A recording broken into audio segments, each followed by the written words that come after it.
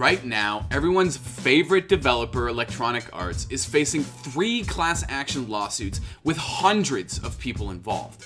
Why? Well, the lawsuits say that EA's popular sports games create an endless cycle of gambling designed to get you to spend more and more and more money. The lawsuit also says that EA isn't just hiding this fact. They've allegedly been lying about it for years.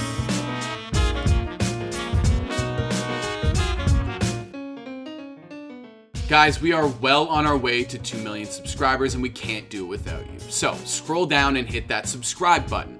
And if you have a story idea for us, hit us up at tips@thescore.com. So every year, EA releases a new slate of sports games, and every year, people get pissed off because, let's be honest, from FIFA to Madden, these games are a glorified roster update. And when it comes to Madden 21, people are so pissed off at EA, they got hashtag NFL Drop EA trending on Twitter.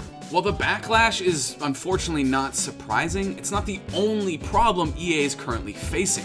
They're battling 3 class action lawsuits in court. Back in August, the first lawsuit was filed in California by a guy named Kevin Ramirez, who, according to the lawsuit, represents more than 100 other people. A second lawsuit was filed in October, this time in Canada, and that was quickly followed up in November by another lawsuit, again based in the States. At the heart of the complaints in the lawsuits are loot boxes and a concept called dynamic difficulty adjustment. Each lawsuit states that EA games in general, not just their sports games, are filled with loot boxes that amount to nothing more than gambling. On top of that, the lawsuits state in their own way that EA creates a perpetual non-stop cycle of gambling by using that concept of dynamic difficulty adjustment that I talked about earlier. And I'll explain what that means in just a second. And that's how a class action lawsuit works. Hundreds, if not thousands of people have the same complaint, often against a specific company. A giant lawsuit is filed, and then one person represents the collective in court. Now, most of you already know what a loot box is. Those dumb crates you pay real money for to open in-game. I didn't hit any. Oh my god! Oh my god, a knife! I got a knife! I got a karambit!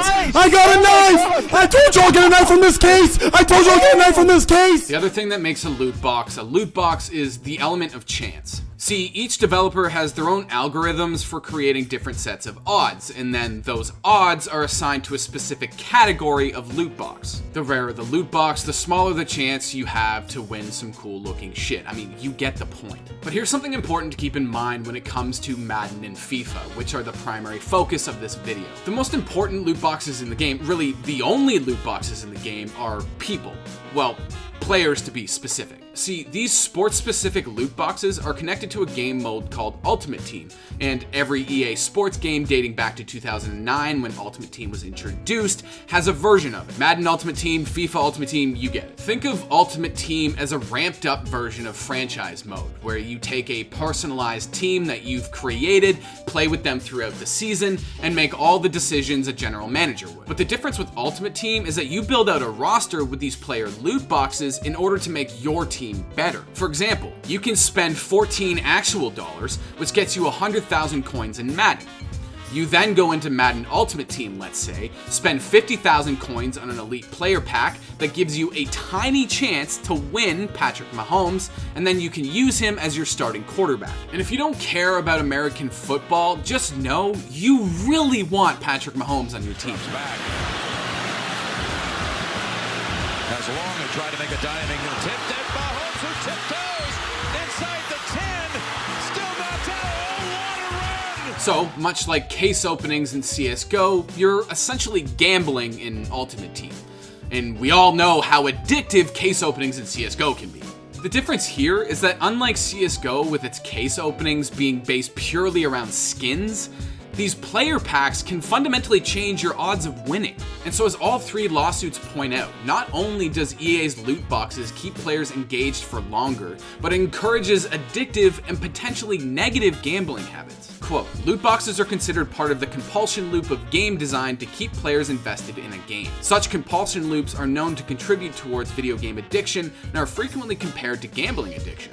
This is in part due to the use of variable rate reinforcement schedule, similar to how slot machines dole out prizes, and it is especially dangerous for children. End quote. Alright, that was loot boxes. Now let's add in the dynamic difficulty adjustment concept that I mentioned earlier. From here on out, I'm just going to be calling it DDA because honestly, that name sucks. DDA is a behavioral design concept. Think about it this way. You know when you're getting destroyed in Madden? Well, in this case, the AI difficulty automatically adjusts to give you a break, and vice versa. When you're absolutely crushing the competition, the difficulty automatically ramps up.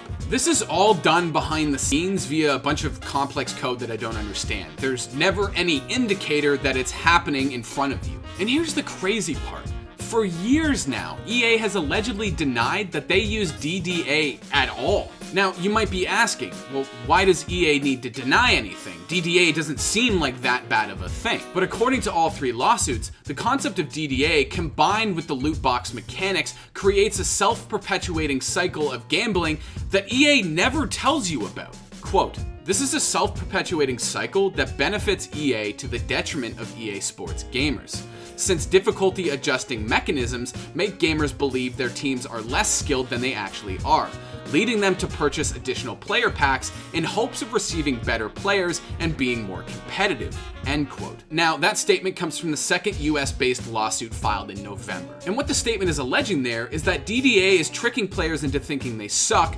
incentivizing them into spending more money on player packs with the very, very small chance of buying a player that would make all the difference on the pitch, gridiron, or ice. Guaranteed, I have been on the receiving end of that dynamic difficulty shit because I am trash at sports games. But think about it, because your chances of winning a superstar player are so low, you continue to suck, you continue to buy player packs, and the cycle continues. Now, imagine how screwed up it would be if the items you got from the CSGO case actually affected how you played on the server. Like, if a Dragon Lore skin somehow made you 10 times better than if you weren't using it.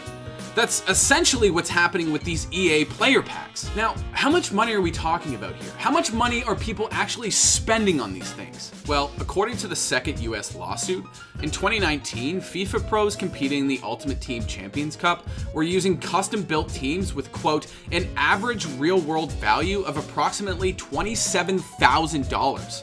End quote. That was a thriller, but you got it done. How were you able to keep your edge? Every game on FIFA 20 is a 50-50. Like, he'll win the next one, I'll win this one, because the game is so, like, unrewarding that anyone can win. Like, guys who aren't good can win on FIFA 20, and no one enjoys playing it, but, you know, we're here. Fans of FIFA have long theorized about the use of DDA in the game, and multiple Reddit detectives have actually found mention of it buried within EA's code. Now, back in 2017, EA basically denied the existence of DDA.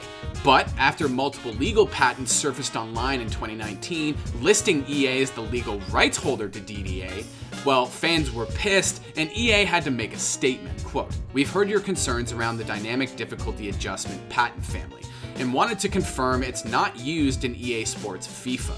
We would never use it to the advantage or disadvantage of any group of players against another in any of our games.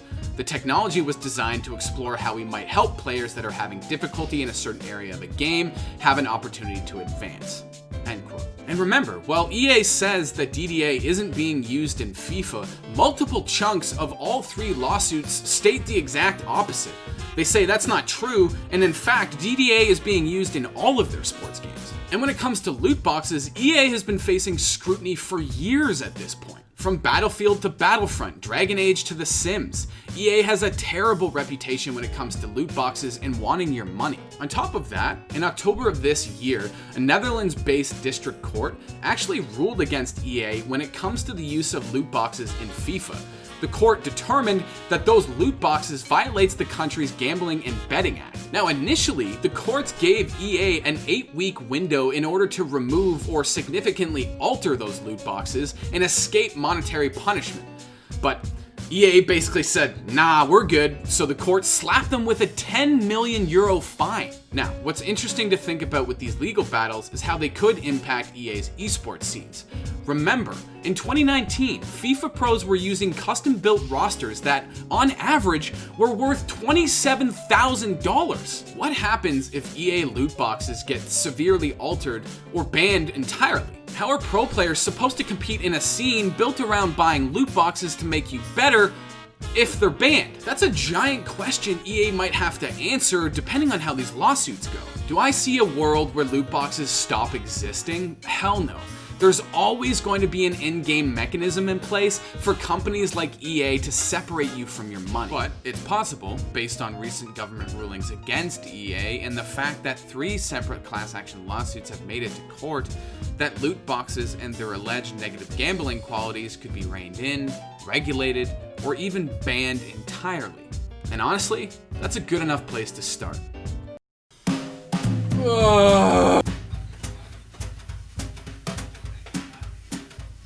Those shiny crates, loot boxes, are filled with Jesus. These shiny crates that I'm gonna break this computer. Those shiny crates, those obnoxiously shiny crates